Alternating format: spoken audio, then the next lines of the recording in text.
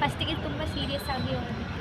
ಆವಾಗ ಪೇಪರ್ ಕೂಡ ಚೆನ್ನಾಗಾಗಿತ್ತು. ಮತ್ತು ಇವಾಗ ನೆಕ್ಸ್ಟ್ ಪೇಪರ್ ಹೆಂಗೆ ಬರುತ್ತೆ ಮತ್ತು ಪ್ರಿಪ್ರೇಷನ್ ಮಾಡಬೇಕು ಅಂತಂದರೆ ತುಂಬ ಕಷ್ಟ ಆಗುತ್ತೆ.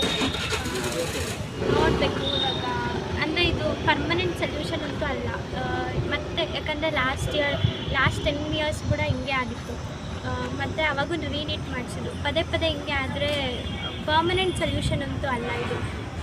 ನೆಕ್ಸ್ಟ್ ಇಯರು ಮತ್ತು ಯಾವ ಹೋಪ್ಸ್ ಮೇಲೆ ನೀಟ್ ಎಕ್ಸಾಮ್ ಬರಿಬೇಕಂತ ಇರಲ್ಲ. ನೆಕ್ಸ್ಟ್ ಡ್ರಾಪ್ ತೊಗೊಳ್ಳೋರು ಕೂಡ ನೆಕ್ಸ್ಟು ಹೆಂಗೆ ಡ್ರಾಪ್ ತೊಗೋತಾರೆ ಅವರು, ಯಾವ ನಂಬಿಕೆ ಮೇಲೆ ಡ್ರಾಪ್ ತೊಗೋತಾರೆ ಅಂತ ಗೊತ್ತಿಲ್ಲ.